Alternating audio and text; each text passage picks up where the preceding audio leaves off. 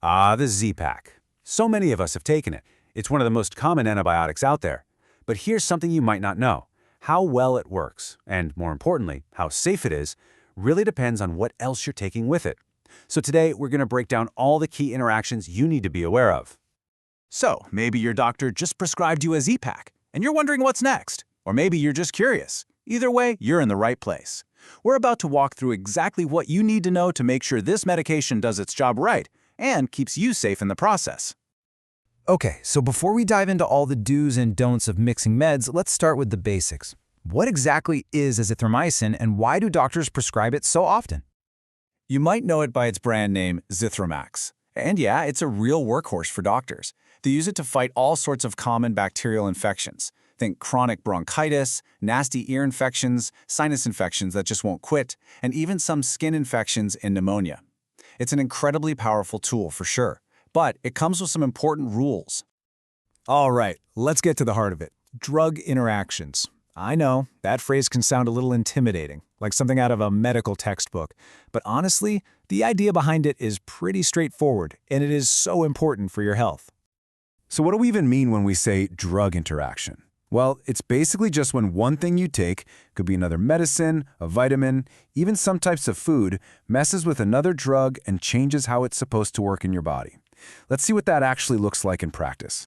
When an interaction happens, it can go one of two ways, and neither of them is good.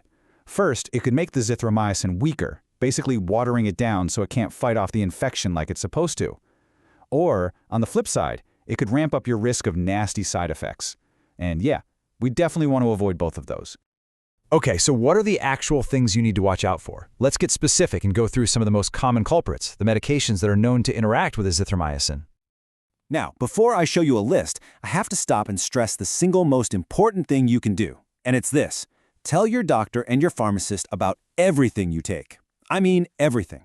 Prescription drugs, sure, but also over-the-counter stuff, vitamins, herbal supplements, the whole shebang.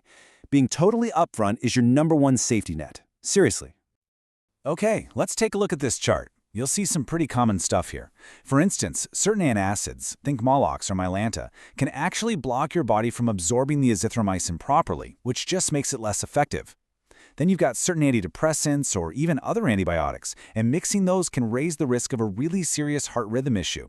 It can also mess with blood thinners like Warfarin, making them stronger and increasing bleeding risk. And this is a big one for many people. It can even make some birth control pills less effective. And please remember, this isn't a complete list, not by a long shot. That's exactly why having that open conversation with your doctor is so crucial. So we've talked about pills mixing with other pills, but it's not just about what's in your medicine cabinet.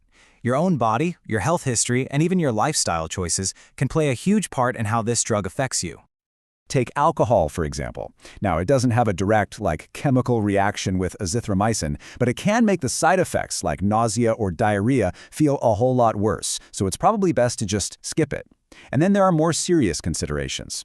If you already have any liver, kidney, or heart problems, you and your doctor need to be extra cautious. The same goes for certain rare conditions like myasthenia gravis, where azithromycin can actually make symptoms flare up.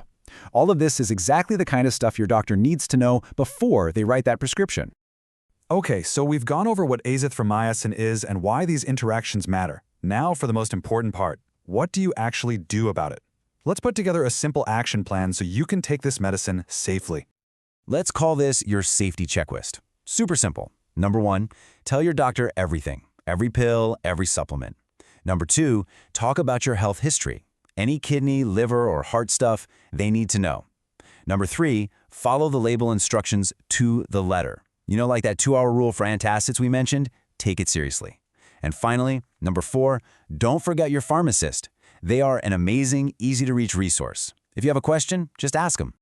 And this is really important to hear. Think of this explainer as a guide to help you have a better conversation with your doctor. It is absolutely not a substitute for real medical advice from a licensed professional. When it comes to your health, the final word should always come from your doctor or pharmacist. So, I want to leave you with a little food for thought. After hearing all this, what's the one question you're going to make sure you ask the next time you get a prescription for any new medicine?